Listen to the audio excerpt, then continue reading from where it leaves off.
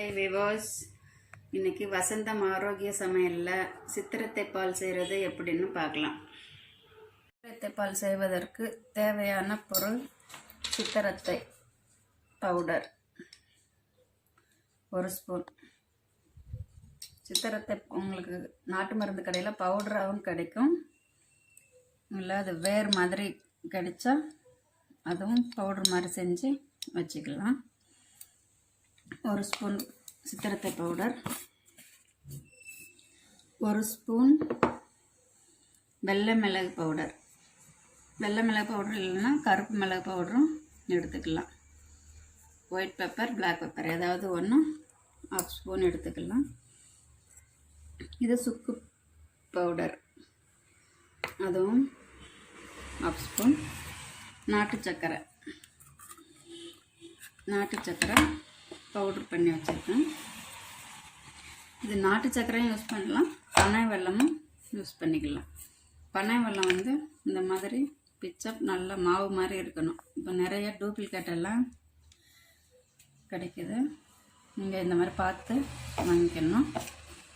பனை வெல்லம் ரொம்ப நல்லது, பனை வெல்லம் சேர்த்துக்கலாம். பனை வெல்லம் இல்லைன்னா நாட்டு சர்க்கரை சேர்த்துக்கலாம். ஒயிட் சுகர் முடிஞ்ச வரைக்கும் தவிர்ப்பது ரொம்ப நல்லது.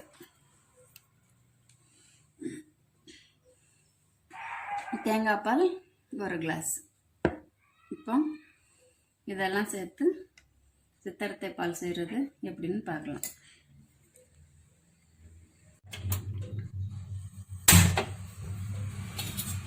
ஒரு கிளாஸ் தண்ணி ஊற்றி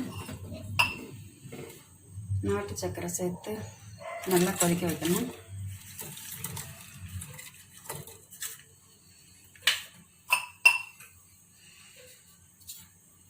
அதோட ஒயிட் பெப்பர், சுக்கு பொடி, சித்திரை எல்லாம் சேர்த்து நல்லா கொதிக்க வைக்கலாம்.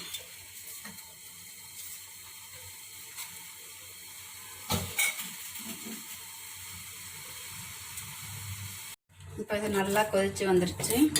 சித்திரத்தை, சுக்கு, ஒயிட் பெப்பர், நாட்டு சர்க்கரை எல்லாம் சேர்த்து தண்ணியில் நல்லா கொதிச்சு வச்சாச்சு. இது சளி இருமலுக்கு ரொம்ப நல்ல மருந்து. இதோட இப்போ நம்ம தேங்காய் பால் சேர்த்துடலாம். தேங்காய் பாலை சேர்த்து ரொம்ப நேரம் கொதிக்க வைக்கக்கூடாது. கொஞ்சம் சூடானதும் இறக்கிடலாம்.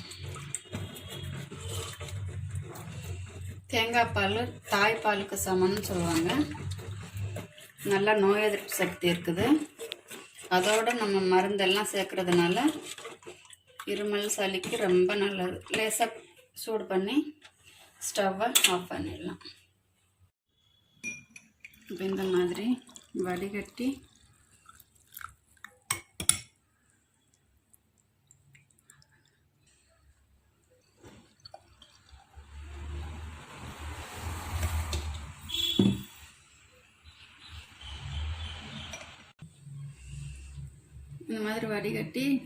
குழந்தைங்களுக்கெல்லாம் கொடுத்தா சளி இருமலுக்கு ரொம்ப நல்லது. தேங்காய் பால் ரொம்ப கொதிக்க வச்சாதான் கொழுப்பு. லேசாக சூடு பண்ணி இந்த மாதிரி குடித்தா நல்லது, நோய் எதிர்ப்பு சக்திக்கெல்லாம்.